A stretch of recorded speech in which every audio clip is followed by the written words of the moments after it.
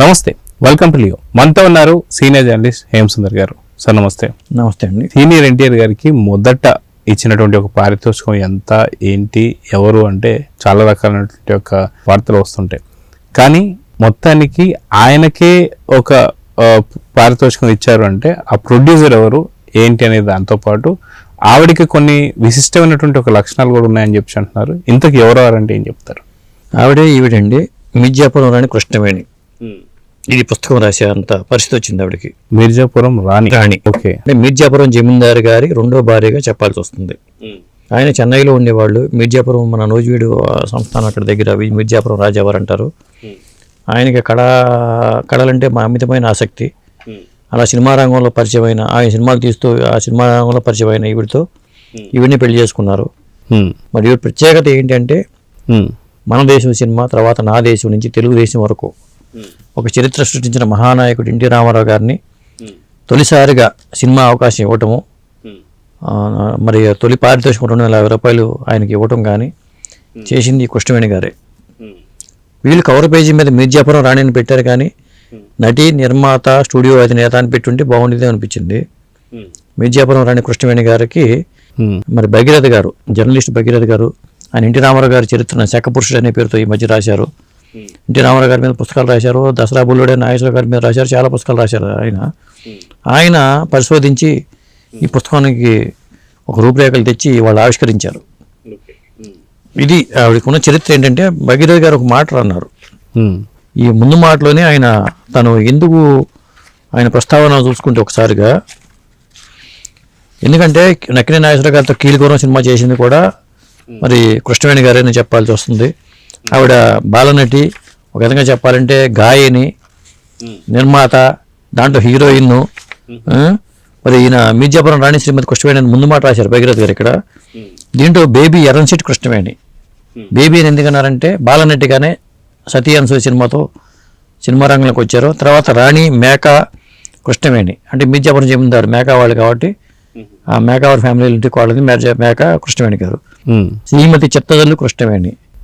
చిత్తదల్లు పుల్లయ్య గారు ఈవిని పెంచుకున్నారు, ఇంట్లోనే పెరిగింది కాబట్టి సి పుల్లయ్య గారు, కాబట్టి చిత్తదల్లు కృష్ణవేణి అని కూడా అంటారు. మొత్తానికి ఆవిడ కృష్ణవేణి అని చెప్పొచ్చు.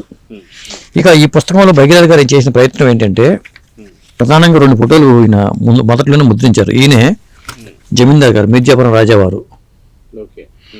మిర్జాపురం రాజావారు సతీమణిగా ఉన్న ఆయన జస్టిస్ పార్టీ. ఈవిడేమో కాంగ్రెస్ ఉద్యమం ఈ తతంగాల్లో ఉండి భర్తను వ్యతిరేకిస్తూనే సినిమాలు చేసుకుంటూ ఈవిడ భావజాలంతో ఈవిడ సినిమాలు తీసేవాళ్ళు. ఆయన ఎంకరేజ్ చేసేవాళ్ళు. మళ్ళీ తెర వెనుక పాత్ర అదే, నా దారి నీదే, నీ దారి నీదే అనేవాళ్ళు ఆయన. అట్లా చాలా నవలలు చదవటం, నవలను సినిమాగా తీయటం, ఇవన్నీ చేశారు. ఆవిడ సినిమా హీరోయిన్గా కావాలంటే ఆవిడ అయ్యేవాళ్ళు. కానీ ఆవిడ ఏంటంటే కొంతమందికి అవకాశాలు ఇచ్చుకుంటూ వాళ్ళని ఎంకరేజ్ చేశారు. నిర్మాతగా మారిపోయి స్టూడియో అధినేతగా ఉంటూ సినిమాలు చేసుకుంటూ వెళ్ళారు. మరి డిసెంబర్ 24 ఆవిడ పుట్టినరోజు, దాదాపు 101 సంవత్సరాలు ఆవిడ జీవించారు. ఈయన ఈ పుస్తకంలో ప్రధానంగా 2 ఫోటోలు పెట్టారు ఈయన. అదేంటంటే సతీ అనసూయలో కృష్ణవేణమ్మను పరిచయం చేసిన చిత్తదల్లు పుల్లయ్య గారు. మరి ఇక్కడ కృష్ణవేణమ్మను ఎంపిక చేసిన వ్యక్తి ఎవరంటే రేలింగి వెంకటరామయ్య గారు. రంగస్థలంలోనే కృష్ణవేణి గారిని గుర్తించి పరిచయం చేయడం కానీ, పుల్లయ్య గారికి పరిచయం చేయడం కానీ, అంటే కృష్ణవేణి గారు సినిమా రంగానికి పరిచయం కావడానికి కారకులు వీళ్ళిద్దరే కాబట్టి వీళ్ళిద్దరు ఫోటోలు పెట్టారు. కానీ ఎన్టీ రామారావు గారి సినిమా రంగాన్ని పరిచయం చేసిన ఘనత కృష్ణవేణి గారికి దక్కింది. ఎన్టీ రామారావు గారు ఒకలే కాదు, ఘంటసాల గారిని ప్రోత్సహించిన వ్యక్తి, మరి ఎస్వి రంగారావు గారిని పరిచయం చేసిన వ్యక్తిగాను, ఆయనకు ఒక లైఫ్ ఇచ్చిన వ్యక్తిగాను, ఇట్లా చాలా మందికి దారి చూపించిన వ్యక్తిగా కూడా కృష్ణవేణి గారికి ఆ ఘనత దక్కుతుందండి. అంటే దాదాపు 101 ఏళ్ళు ఉన్నారు కాబట్టి ఇటీవల కాలంలో అయితే ఏవి చేసినట్టుగా అయితే కనిపించారు. వాళ్ళ అమ్మాయి అనురాధదేవి నిర్మాతగా, మరి తల్లి వారసత్వంతో వచ్చి నిర్మాతగా నిలదొక్కుని అక్కినే నాగేశ్వరరావు గారితో పెద్ద హిట్లు, శ్రీవారి ముచ్చట్లు కానీ చాలా సినిమాలు చేశారు ఆవిడ. వాళ్ళ అమ్మాయి అనురాధదేవి గారు మళ్ళీ సినిమా రంగానికి ఇప్పుడు రాబోతున్నారు కూడా వాళ్ళ అమ్మాయి. మళ్ళీ ఈ సినిమా తలపెట్టినట్టు తెలిసింది నాకు. ఇట్లా అంటే సినిమా రంగం చెన్నైలో ఉన్నప్పటి నుంచి, చెన్నై నుంచి ఇక్కడికి వచ్చారు. గన్నవరం విమానాశ్రయంలో ల్యాండ్స్ అన్నీ కూడా మిర్జాపురం రాజావారివే చాలా. అక్కడ రాజావారి భూముల్లోనే ఇప్పుడు గన్నవరం ఎయిర్పోర్ట్ కానీ ఇవన్నీ ఆ నిర్మాణం జరిగింది అక్కడ. చాలా మందికి ఆ విషయాలు తెలియదు. రాజ సంస్థానంలో ఉండి చాలా భూములు ఉంటాయి కదా, ఆ భూములు చాలా వారు పరమైపోయినాయి కూడా చెప్పాలంటే. మరి అంతటి రాజావారు కృష్ణవేణి గారిని పెళ్లి చేసుకున్న తర్వాత ఆవిడ నిర్మాతగా మరి మన దేశంలో ఆవిడ హీరోయిన్గా చేశారు. ఎన్టీ రామారావు గారిది కానిస్టేబుల్ వేషం. ఇంతవాడిని అయ్యాననే డైలాగ్ దాంట్లోదే. ఫస్ట్ రోజే పరకాయ ప్రవేశం చేశారు ఆయన పాత్రలోకి. లాఠీ పట్టుకుని ఒరిజినల్ కొట్టేశారండి పట్టుకుని ఆ సినిమాలో. నేను కృష్ణవేణి గారిని ఇంటర్వ్యూ చేశాను, చాలా పెద్ద ఇంటర్వ్యూ చేశాను ఆవిడ్ని. రెగ్యులర్గా డిసెంబర్ 24న వాళ్ళ ఇంటికి వెళ్ళేవాడిని. ఇది కాకపోతే భగీరథ గారు చేసిన ఇదేంటంటే, దీంతో పాటు శ్రీకృష్ణదేవరాయలకి రెండో భార్య నాగలాదేవి మీద ఆయన పుస్తకాన్ని తీసుకొచ్చారు 14 ఏళ్ళు పరిశోధించి. సాధారణంగా శ్రీకృష్ణదేవరాయల గారి మీద రాద్దాం అనుకుంటారు. ఆయన ఆముక్తం మీద రాశారు, దేశ భాషలను తెలుగు లెస్స అన్నారు, అలాంటి వ్యక్తి మీద రాస్తారు. కానీ భగీరథ గారు ఏం చేశారంటే, నాగలాదేవి ఒక వేసిని ఆయన ఎందుకు పెళ్లి చేసుకున్నాడు ఏంటి అన్న మీద నాగలాదేవి రాశారు. మరి ఆ పుస్తకాన్ని కూడా చంద్రబాబు నాయుడు గారి చేతుల మీద ఆవిష్కరించారు. ఇప్పుడు ఈ కృష్ణవేణి గారి పుస్తకాన్ని కూడా అమరావతి వెళ్ళి ముఖ్యమంత్రి చంద్రబాబు నాయుడు గారి చేతుల మీదుగా ఆవిష్కరణ చేసుకున్నారు. ఇక్కడ ఒక కార్యక్రమాన్ని నిర్వహించారన్నమాట. అది ఈ పుస్తకం వెనకాల ఉన్న కథ అండి. ఓవరాల్ గా మనం చూసుకుంటే అసలు కృష్ణవేణి గారు ఎన్టీ రామారావు గారికి పారితోషికం ఇచ్చినటువంటి ఒక ఘనత ఆవిడకి లభిస్తుంది. ఆవిడని ఎంపిక చేసింది, ఏదైతే సీనియర్ ఎన్టీఆర్ గారిని ఎంపిక చేసింది కూడా శ్రీకృష్ణవేణి గారు అని చెప్పి తెలుస్తుంది. అంటే ఎల్వి ప్రసాద్ గారు తీసుకొచ్చారు. ఎల్వి ప్రసాద్ గారి ద్వారానే ఎంటర్ అయ్యారు. ఎల్వి ప్రసాద్ గారు అక్కడ డైరెక్షన్ డిపార్ట్మెంట్ ఉండేవాళ్ళు, డైరెక్టర్ కాబట్టి. అలాగే రెండో సినిమా పల్లెటూరు పిల్ల, అక్కినేని నాగేశ్వర గారు, ఎన్టీ రామారావు గారు, బివి ప్రసాద్ గారు, వాళ్ళు అంటే ఫైనాన్షియల్ సపోర్ట్ అంతా కూడా కృష్ణవేణి గారు. పల్లెటూరు పిల్ల కూడా ఫైనాన్షియల్ బ్యాకింగ్ అంతా కూడా కృష్ణవేణి గారు చేశారు. మొదటి సినిమా నిర్మాతగా ఉన్న రెండో సినిమా కూడా ఆవిడే. మొదటి 2 సినిమాలు కూడా కృష్ణవేణి గారే ఎంకరేజ్ చేశారని చెప్పాల్సి వస్తుంది. సో ఇలాంటి వారు ఈ మధ్య అంటే వాళ్ళ వారసులు కావచ్చు, వాళ్ళు మళ్ళీ ఇంకో సినిమా అరంగేట్రం మరీ చేయబోతున్నారు సంగతి తెలుస్తుంది.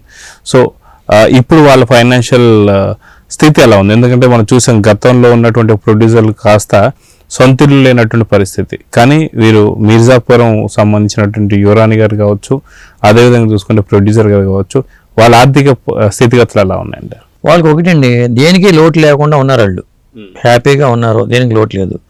కాకపోతే ఆ చాలా వరకు భూములు పరాయి పాలైపోయినాయి. అవి ఉన్నా వీళ్ళకి చాలా ఉంది, ఇంకా సేఫ్ జోన్లో ఉన్నారు చెప్పాలంటే. అసలు వాళ్ళు అక్కినేని నాగేశ్వరరావు గారు ఎంత బిజీగా ఉన్నా అనురాధదేవి గారు తీసుకొచ్చిన భోజనమే తినేవాళ్ళు ఎక్కువ. షూటింగ్ స్పాట్లో భోజనాలు పెట్టడంలో దిట్ట వీళ్ళు ఫ్యామిలీలో. చెన్నైలో ఉన్నా కానీ పార్టీలు ఎక్కువగా జరుగుతూ ఉండేవాట. నేను నా ఇంటర్వ్యూలో అన్నీ చెప్పారు ఆవిడ. నేను 98వ ఏటనో ఇప్పుడు 97వ ఏటనో ఇంటర్వ్యూ చేశాను. నాకు తెలిసి 96, 97 ఏటనో చేశాను. అప్పుడు చాలా వివరాలు చెప్పారు. అంత జ్ఞాపశక్తి ఉంది ఆవిడకి, చూపు కనిపిస్తూ ఉంది. చాలా విషయాలు చెప్పారు, చెన్నైలో సంగతులు, ఆ పార్టీలు, ఇది చాలా సినిమా రంగంలో సంబంధించిన విషయాలు. ఏ విషయం కావాలన్నా ఒక ఎన్సైక్లోపీడియా లాగా కృష్ణవేణి గారు చెప్పేవాళ్ళు. వాళ్ళ అమ్మాయి అనురాధదేవి గారు కూడా చాలా విషయాలు చెప్పారు నాకు. అట్లా ఈ తొలినాళ్లలో మరి ఎక్కడ మన దేశం, ఎక్కడ నా దేశం, ఎక్కడ తెలుగుదేశం, ఇవన్నీ ఒక లింకులు పడిపోయినాయండి. ఒక ద్వారా ఇప్పుడు మన మూలాలను మర్చిపోకూడదు. అందుకని ఎన్టీ రామారావు గారి సంతానం కూడా కృష్ణవేణి గారిని మర్చిపోలా. వాళ్ళు చాలా కార్యక్రమాలు, ఈవెంట్లకి రామకృష్ణ గారు ఇవాళ ఈరోజు రాలేదు కానీ జనరల్గా చాలా ఈవెంట్లకు వచ్చారు. అలాగే చంద్రబాబు నాయుడు గారు కూడా వీళ్ళకి సంబంధించిన కార్యక్రమం అంటే చంద్రబాబు నాయుడు గారు ఒకసారి 75 ఏళ్ల మన దేశం సినిమాకి సంబంధించిన కార్యక్రమం విజయవాడ జరిగింది. ఇలా ఇవన్నీ జరుగుతూ వచ్చినాయండి. అదే ఇటీవల అన్న ఎన్టీఆర్కి సంబంధించినటువంటి ఒక ప్రోగ్రాంలో కూడా ఆవిడ రావడం మనం గమనించాం, విజయవాడలో జరిగినటువంటి ప్రోగ్రాం. సో అది కూడా చాలా అట్టహాసంగా జరిగింది. నాకు తెలిసి ఆవిడది అదే లాస్ట్ చాలా పెద్ద ప్రోగ్రాం అని చెప్పేసి అనుకుంటాను. వీల్ చైర్లో వచ్చేవాళ్ళు పిలవగానే అన్నిటికీ కూడా వీల్ చైర్లో వచ్చారు. అసలు అన్ని సంవత్సరాలు అంత యాక్టివ్గా ఉండటం కూడా చాలా విశేషం అని చెప్పాల్సి వస్తుంది. అంటే అన్ని సంవత్సరాలు ఉండడం అనేది ఒకటైతే, ఇప్పటికీ కూడా సినిమా పట్ల కావచ్చు, లేదా తెలుగుదేశం పార్టీ పట్ల కావచ్చు, లేదంటే సీనియర్ ఎన్టీఆర్ గారి పైన ఉన్నటువంటి ఒక అభిమానం కావచ్చు తగ్గకపోవడం అనేది ఎలా చూడాలి? ఎందుకంటే సీనియర్ ఎన్టీఆర్ గారి కన్నా చాలా పెద్ద ఆవిడలాగా మనకి తెలుస్తుంది. సో ఎట్లా చూడాలంటే అదేనండి, ఇప్పుడు ఈవిడ కార్యక్రమం ఉందంటే కూడా ఇక్కడ కృష్ణవేణి గారికి సంబంధించిన ఏ కార్యక్రమం ఉన్నా వాళ్ళు వస్తారు. ఎన్టీ రామారావు గారి ఫ్యామిలీ వస్తుంది. ఎన్టీ రామారావు గారి ఫ్యామిలీ ఎక్కడున్నా వీళ్ళు వస్తూ ఉంటారు. ఇవాళ కూడా మురళీమోహన్ గారు వచ్చారు, రోజారామణి గారు వచ్చారు, అక్కినేని నాగసుశీల గారు వచ్చారు, మరి ఎంఎస్ రాజు గారు వచ్చారు, రాజీ మూవీస్ నరసింహారావు గారు వచ్చారు. ఇలా సినిమా రంగంలో సంబంధించిన డివిఎస్ రాజు గారు అబ్బాయి మరి ఆ రాజు గారు వచ్చారు. ఇలా మొత్తం సినిమా రంగం ప్రముఖ గుమ్మడి గోపాలకృష్ణ గారు కార్యక్రమాన్ని నిర్వహించారు అధ్యక్షులుగా. ఇలా చూసుకుంటే జర్నలిస్టులు కూడా సత్కారం చేశారు భగీరథ గారికి. మరి బి గోపాల్ గారు ఉన్నారు వేదిక మీద, ఇలా చాలామంది వచ్చారు. అది ముఖ్యంగా ఏంటంటే ఆ ఫ్యామిలీతో ఉన్న అనుబంధం. చాలా వృత్రాగాలో నటి హీరో చేసిన రూపా గారు వచ్చారు. ఇలా చూసుకుంటే చాలా మంది ఉన్నారు అక్కడ. ఈ గతంలో కూడా చాలా మంది వచ్చేవాళ్ళు. కృష్ణవేణి గారికి సంబంధించిన కార్యక్రమం అంటే ఎవరికి వాళ్ళు మిస్ అవ్వకుండా వస్తారు. అందుకనే మురళీమోహన్ గారు కూడా వేరే కార్యక్రమం ఉన్నా కానీ ఇక్కడికి వచ్చి అటెండ్ అయ్యి మాట్లాడి వెళ్ళిపోయారు. పరశురు గోపాలకృష్ణ గారు వచ్చారు. అదే అండి. సో చూద్దాం సార్, మొత్తానికి ఆవిడ సంబంధించినటువంటి బుక్ అనేది మార్కెట్లోకి వచ్చింది. సో మిర్జాపురం రాణి శ్రీకృష్ణవేరి గారికి సంబంధించిన బుక్. సో చూద్దాం సార్. నమస్తే. నమస్తే అండి.